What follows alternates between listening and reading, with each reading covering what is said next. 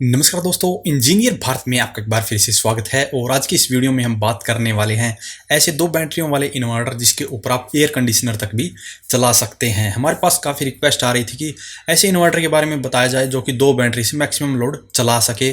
और यहाँ पर हम बात करने वाले हैं कुछ ऐसे इन्वर्टर की जिसके ऊपर तो कंपनी खुद दावा करती है कि आप इसके ऊपर एयर कंडीशनर तक चला सकते हैं।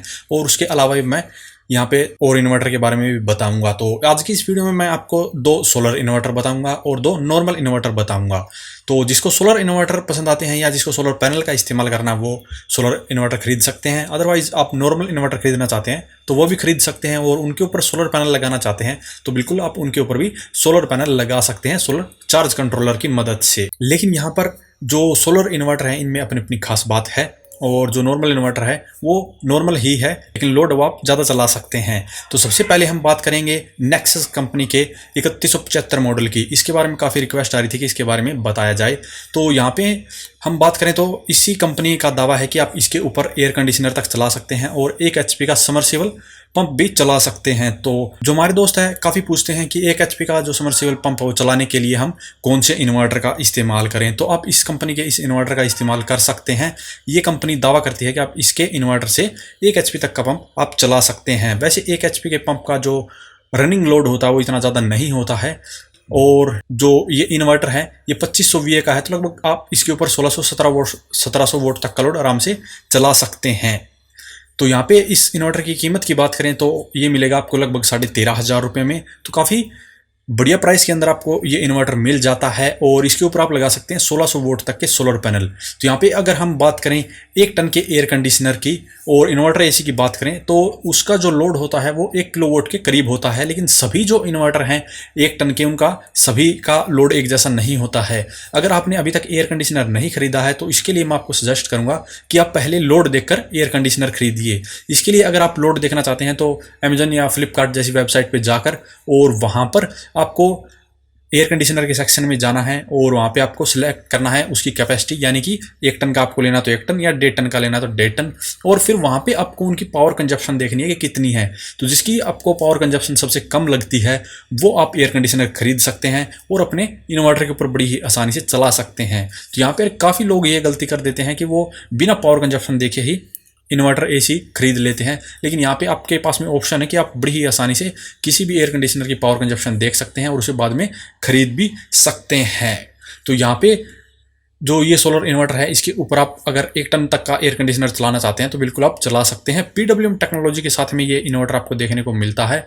और यहाँ पे 1600 वोल्ट तक के पैनल आप कनेक्ट करके अपने घर के लोड को भी चला सकते हैं और एयर कंडीशनर को भी चला सकते हैं। लेकिन लोड आप मैक्सिमम इसके ऊपर 1600-1700 वोल्ट तक का ही चलाइएगा। नेक्स्ट है हमारा फ्लिन एनर्जी कंपनी का और ये आता है 3 kVA के मॉडल में। लेकिन इसकी जो प्राइस है वो पहले वाले यानी कि नेक्सस वाले से डबल है। लेकिन इसके अंदर आपको काफ़ी फीचर देखने को मिलते हैं। इसके ऊपर मैंने एक डिटेल में वीडियो बनाया है, अगर आप वो देखना चाहते हैं तो बिल्कुल आप वो देख सकते हैं। आज की इस वीडियो में हम इसकी कुछ स्पेसिफिकेशन के बारे में बात करेंगे। तो ये PWM टाइप का ही सोलर इन्वर्टर है लेकिन इसका इस्तेमाल आप बिना बैटरी के भी कर सकते हैं। यानी कि अगर आपने सोलर पैनल लगा दिए तो भी आप डायरेक्टली इसके ऊपर लोड वो चला सकते हैं। लेकिन मैं आपको रिकमेंड करूंगा कि इसके ऊपर आप बैटरियों का इस्तेमाल ज़रूर करें, क्योंकि सोलर पैनल से आने वाली जो सप्लाई होती है वो कभी भी फिक्स नहीं होती है, वो कम ज़्यादा होती रहती है। ऐसी कंडीशन में अगर आप लोड स्मूथली चलाना चाहते हैं तो बिल्कुल आप इसके ऊपर बैटरियों का इस्तेमाल कीजिए।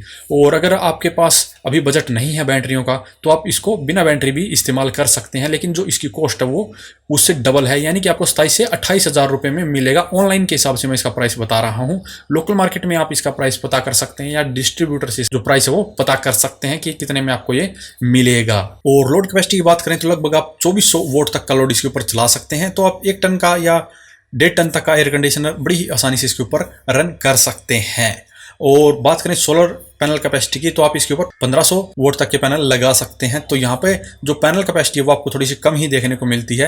हालांकि जो पहले वाला इन्वर्टर था उसके ऊपर आप 1600 लगा सकते थे, इसके ऊपर 1500 वोल्ट ही लगा सकते हैं। अगर आपका काम 1500 वोल्ट के सोलर पैनल से चल जाता है तो बिल्कुल आपके ये काम आ सकते हैं, दो इन्वर्टर जो हमने बताए हैं।